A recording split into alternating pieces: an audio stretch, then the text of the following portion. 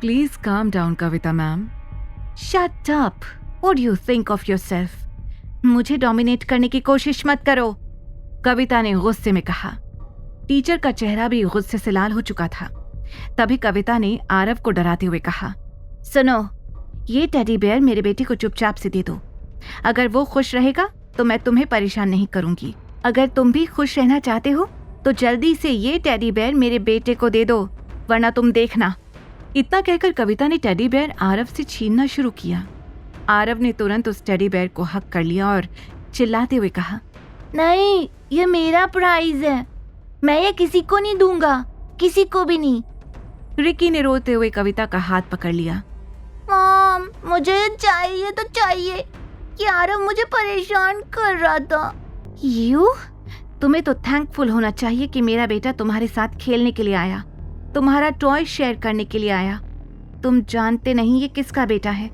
इसे thank you कहने की बजाय तुम इससे लड़ाई कर रहे हो, कविता ने आरव को डांटते हुए कहा। कविता के डर से आरव का हाथ टेडी बेयर से ढीला पड़ गया था। कविता ने गुस्से में आंख दिखाई और टेडी बेयर उसके हाथ से छीन लिया। आरव का चेहरा देखकर नव्या का दिल बैठा जा रहा था। नव्या अब ये सब कुछ और बर्दाश्त नहीं कर सकती थी। उसने आरव को पीछे किया और खुद आगे आकर कविता के गाल पर एक जोरदार थप्पड़ जड़ दिया। थप्पड़ की गूंज आसपास के लोगों के कानों में गूंज उठी। रिकी और आरव दोनों कविता को फटी आंखों से देखे जा रहे थे। कुछ सेकंड्स तक मानो कविता का हाथ उसके गाल पर जम सा गया था। You, how dare you? तुम्हारी हिम्मत कैसे हुई मुझे छूने की? तुम्हें तो मैं जिंदा नहीं छोड़ूंगी। कविता गुस्से से हाफ रही थी। वो तेजी से नव्या को मारने के लिए उसकी तरफ बढ़ी, लेकिन नव्या ने उसे धक्का देकर पीछे कर दिया। कविता सीधे जमीन पर जा गिरी। उसकी इतनी बेइज्जती आज तक किसी ने नहीं की थी।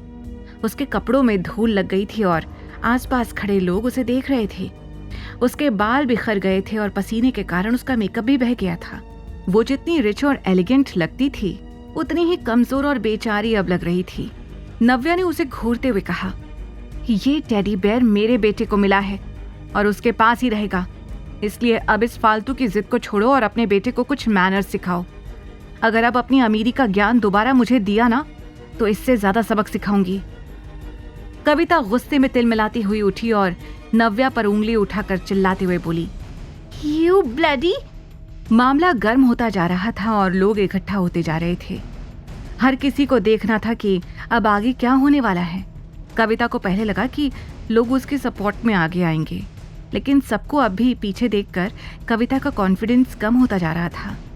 कविता ने नव्या का कॉलर पकड़कर उसे जैसे ही हिलाया, नव्या ने उसे फिर एक बार पीछे किया और इस बार पहले से भी ज्यादा तेज थप्पड़ उसके गाल पर जड़ दिया। सिचुएशन अब धीरे धीरे हाथ से निकलती जा रही थी। दूसरा थप्पड़ देखकर हर किसी की आंखें फटी की फटी रह गई थी। ज्यादातर लोगों को लग रहा था कि इस बार नव्या ने कुछ ज्यादा ही कर दिया। लोगों को यह भी समझ आ गया था कि नव्या कमजोर नहीं, बल्कि बहुत बोल्ड और पावरफुल लड़की है। वो अपने साथ गलत करने वालों को छोड़ेगी नहीं। हर किसी को यह जानना था कि कविता अब क्या करेगी। दूसरे थप्पड़ के बाद कविता का गाल पूरी तरह से लाल पड़ गया था। उसने नव्या को मारने के लिए अपना हाथ उठाया, पर नव्या ने उसका हाथ पकड़कर पीछे की तरफ मोड़ दिया। कविता जोर से चिल्लाई, You deserve that slap! पहला थप्पड़ मेरे बेटे को प्रोटेक्ट करने के लिए था, क्योंकि तुमने अपने बेटे को जरा भी मैनर्स नहीं सिखाए हैं, और दूसरा थप्पड़ मेरे साथ बदतमीजी करने के लिए। अगर अब तुम नहीं रुकी तो मैं तीसरा थप्पड़ मारने से पीछे नहीं हटूंगी, नव्या ने उसे धमकाते हुए कहा। इतना कहकर नव्या ने कविता का हाथ छोड़ा और उसे आगे की तरफ धक्का दे दिया।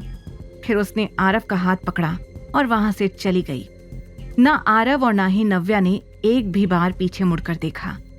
कहीं ना कहीं कविता भी समझ गई थी कि वो नव्या से फिजिकल पावर में तो पंगा नहीं ले पाएगी, लेकिन उसने सोच लिया था कि वो अपनी बेइज्जती का बदला लेकर रहेगी, चाहे कुछ भी हो जाए। वो एक हाई क्लास स्कूल था और वहां आए पेरेंट्स की भी अच्छी खासी रेपुटेशन थी। उन लोगों के सामने अपनी बेइज्जती कविता को बिल्कुल बर्दाश्त नहीं थी। उसने तुरंत नव्या के सामने आकर कहा, अगर तुम्हारे अंदर हिम्मत है तो रुको यहीं पर, ये मैटर अभी यहाँ खत्म नहीं हुआ है। इतना कहकर कविता ने रिकी का हाथ पकड़ा और गुस्से में पैर पटकती हुई वहां से चली गई। नव्या ने भी सोच लिया था कि वो आरव के साथ हो रही बदतमीजी बिल्कुल बर्दाश्त नहीं करेगी। तभी टीचर नव्या के पास आई और कहा, सॉरी, ये सब पता नहीं क्या हो रहा है, ये हमारी जिम्मेदारी है। We are so sorry on behalf of Mrs Kavita. It's fine, आपकी कोई गलती नहीं है इसमें। ये प्रॉब्लम कविता की है, आपकी नहीं, नव्या ने कहा। टीचर नव्या की समझदारी से काफी इम्प्रेस्ड थी। दोनों बात कर ही रही थी कि तभी अविनाश की गाड़ी वहां पर पहुंच गई। जैसे ही अविनाश गाड़ी से उतरा, उसने माहौल की गर्मी भांप ली थी। क्या हुआ? अविनाश ने पूछा। नव्या का परेशान चेहरा देखकर उसे समझ आ गया था कि कुछ तो हुआ है। आगे की कहानी जानने के लिए देखिए अगला एपिसोड सिर्फ पॉकेट FM के YouTube चैनल पर, और द रिटर्न के सारे एपिसोड्स को सुनने के लिए डिस्क्रिप्शन में दी लिंक से डाउनलोड करें पॉकेट FM ऐप।